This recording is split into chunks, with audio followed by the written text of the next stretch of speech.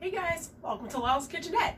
On this channel, we look for ways to elevate your cooking skills using ingredients you probably already have in your own kitchen. On today's episode, we're making Philly cheesesteak calzones. So, let's get started. I have my oven on at 425, bake 425. I have a sheet pan wrapped in foil and lightly oiled with olive oil. I got some chopped up skirt steak, which usually you would use like ribeye, super thinly sliced or shaved ribeye for this, but this is what I could find at the store when I was doing my weekly trip. But yeah, skirt steak is typically what we use for like stir fries or for fajitas, so it's not a bad choice. It still has some fat in it, it's flavorful, not as tender as ribeye, but we're gonna do it right and it's gonna come out amazing. I got peppers, onions, mushrooms, and then I have some freshly grated cheese. I just grated up a mix of cheddar, mozzarella, and Swiss, and then I just like mixed in some pecorino romano just for a little extra salt and tang. Yeah, I got my pan over here. It's on a medium-high heat, and we're just gonna really quickly like flash fry, get some color on all this stuff before we put it in our calzone dough. So that way it doesn't make the dough wet when it's baking in the oven. Usually I would do this with puff pastry or I make my own dough, but I just got my shipment from the dark web. It was yeast. Just kidding. It was from Amazon, but it was way overpriced. I just literally got my yeast right when we were starting to film this video. So we have pre-made, pre-rolled pizza dough from the store. Waka makes this, and it's a pretty decent, it's a very simple ingredient dough, not a lot of fake stuff in it, and it's already rolled out. It's just rolled in parchment paper, so that's what we're using today. But on a future episode we will be making pizza dough, Italian bread, breadsticks. We're doing it all, so hope you're ready for that. So yeah, let's get our stuff into our nice preheated pan. We'll throw a little just olive oil in there. Olive oil, there we go. And yeah, we're just gonna cook this real briefly over medium-high heat just to get some of the juices off these things. I threw a salt and pepper on there already. I had cut my skirt steak into thinner strips, threw a dab of butter in there because butter, and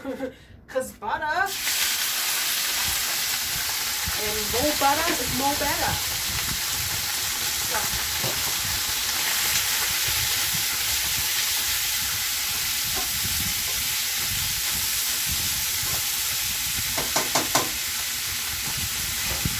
skirt steak is a great option for marinating.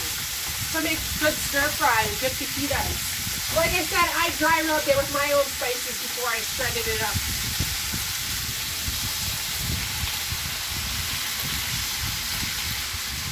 And it's all just going in there. We're gonna get some color on it, caramelization on the onions, and get rid of some of the excess moisture that would make our dough wet when we bake it. So it's a pretty quick process here.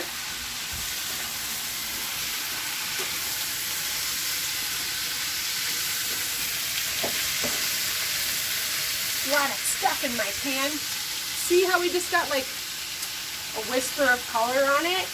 That's perfect right there. I just want the same to happen to these vegetables. Get all those juices out. And we got to get some seasoning in there, which this is really easy, really simple.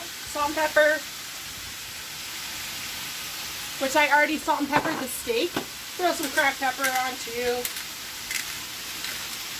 This is a really easy, tasty weeknight meal that everyone's gonna like with stuff that you already probably have. If you do this with, ground beef, whatever, it's one of those super flexible recipes that everyone loves. Everyone eats it up every time, so it's awesome.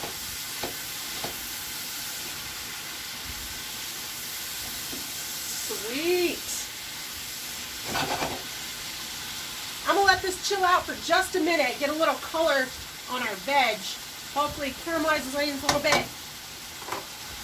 And we're gonna shift our focus over to our dough here, which I'm just gonna cut this into 2 pieces. And I love to do this, like I said, with puff pastry also. because it makes it really flaky and fluffy, and you cut into it and it's just like crispy and awesome. But yeah, for this, I'm just gonna cut this in half and then stuff 2 larger pockets, fold them out like a triangle, and then just crimp the edges. Egg wash, everything seasoning is awesome on this, but I just have sesame seeds today, so we're gonna do that. So I'm gonna go ahead and cut this in half.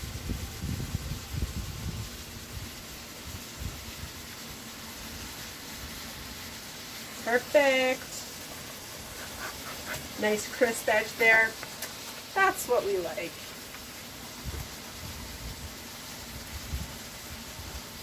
All right. Just want to separate these 2 pieces from each other. There we go.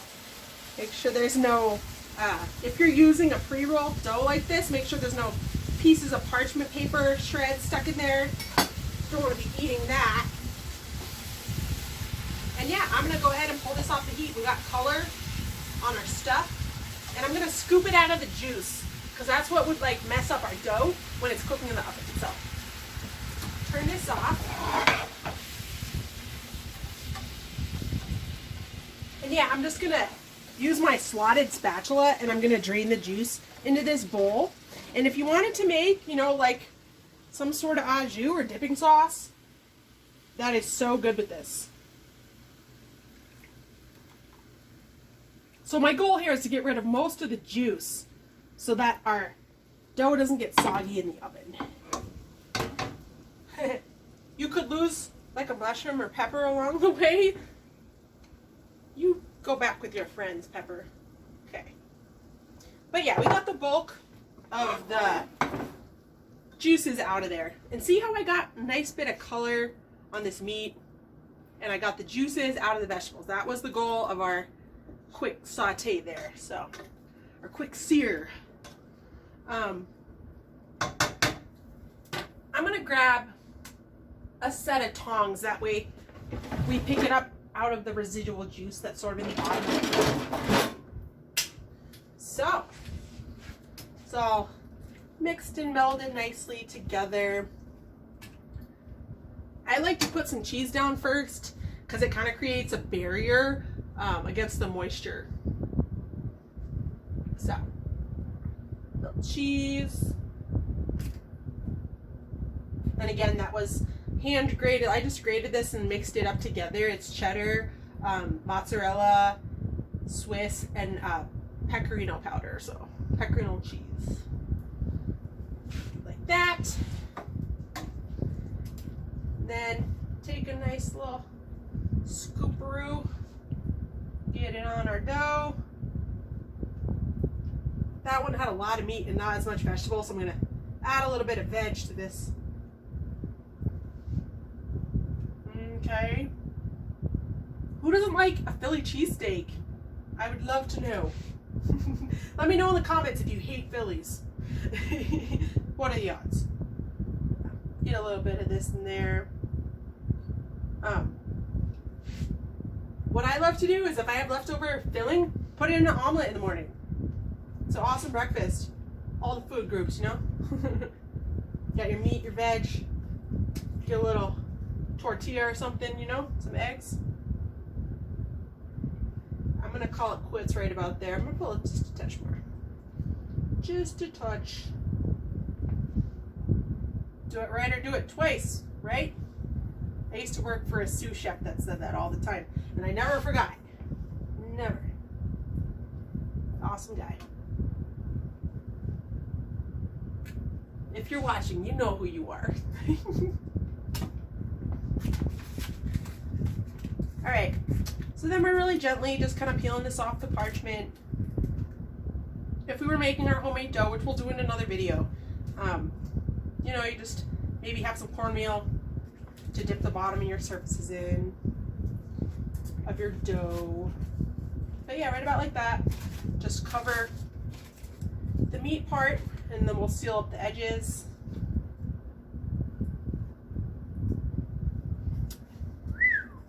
These are so good, so tasty, so delicious, so simple. Like I said, a perfect weeknight meal that everyone's gonna like.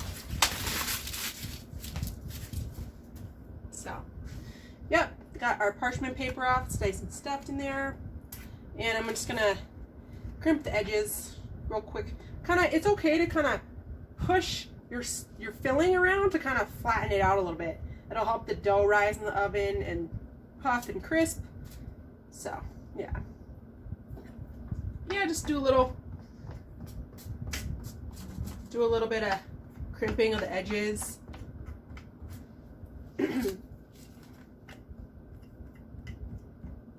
And there you have it. We're sealed up.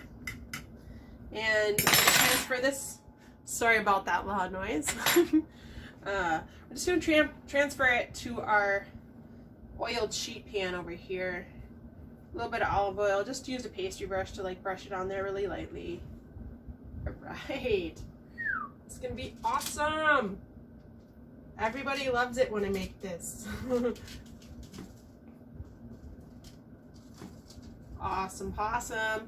So yeah, like I said, I wrapped this sheet pan in foil. Just brushed olive oil on it just to help it not to stick.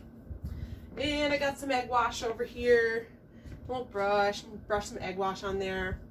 And these are gonna cook probably 20 minutes, give or take a few. And I'll flip them over right about halfway, and I'll egg brush the other side, and we'll put our sesame seeds or whatever your seed spice blend you're gonna put on them is.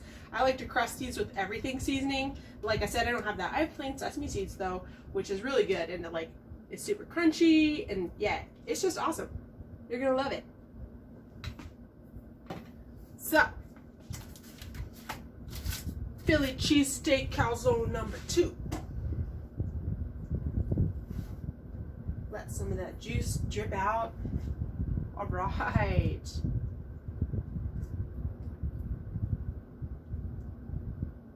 Hey, you guys remember the egg roll video? Because you could totally put this in egg roll wrappers and fry them up or bake them up, and that'd be delicious as well. All right. And this one, yeah, I didn't put the cheese underneath. I put the cheese on top. It just helps to kind of buffer that space between the meat and the cheese so it doesn't get stuck to the bottom, make it too soft. It makes it kind of hard to handle sometimes. And you know, if you're in it for the cheese, which I would say is like, that might be my life slogan now. That might be my gravestone. I'm in it for the cheese, okay? If you really love cheese, you could, instead of putting sesame seeds on top, you could throw, in your last, 5 to 10 minutes, throw some cheese on top and just, like, let it get all crispy and bubbly and golden and awesome. Like, no one's gonna complain about that, Do it your way. Use your cheese of choice, Usually, a Philly would have either American or provolone, but like I didn't have those. But we're just doing the damn thing, Like, we're making tasty food with stuff we have, right? And I just want to show you guys like how flexible a lot of ingredients are, and like you're gonna get the same basic,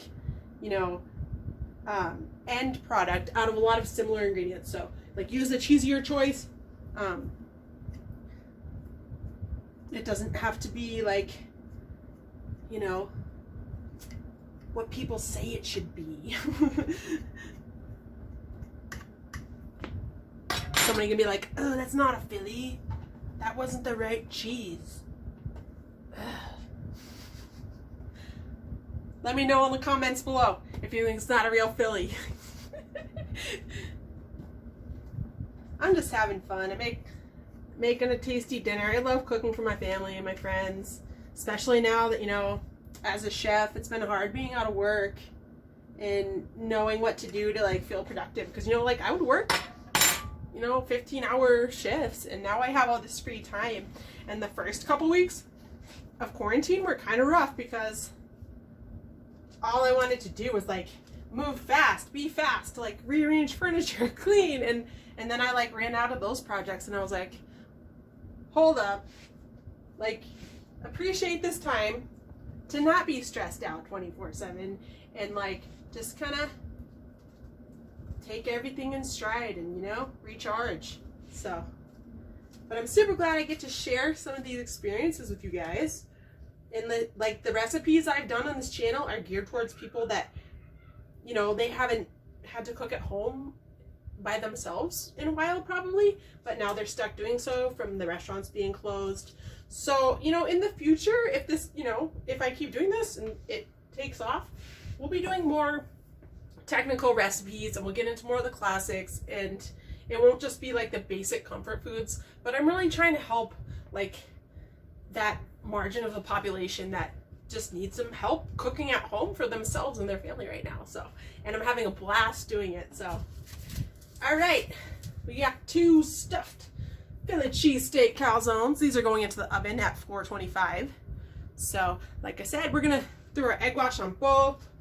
Got our meat and our cheese in there, peppers, onions, mushrooms, and I'm gonna give these probably about 8 minutes, and then I'll check them out. And when we check them out, I'll show you guys.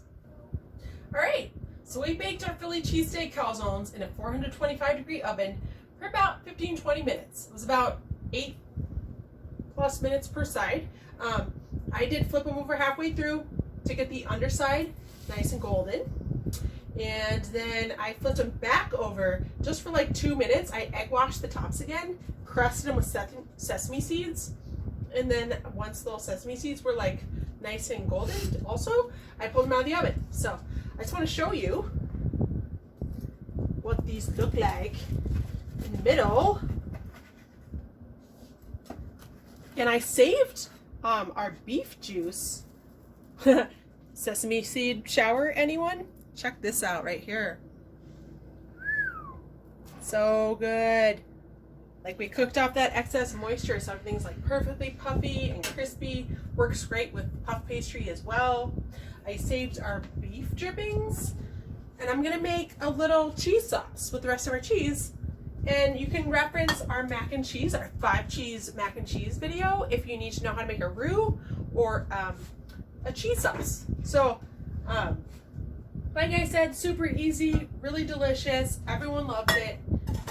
Good weeknight meal, and we can all do it. So it's really awesome. And let me know in the comments below if you have any questions, you have ideas for future videos. Please like, share, and subscribe if you haven't already, if you would like to see content from me in the future. So thank you for joining me in my tiny kitchen. Peace out. It's Lola.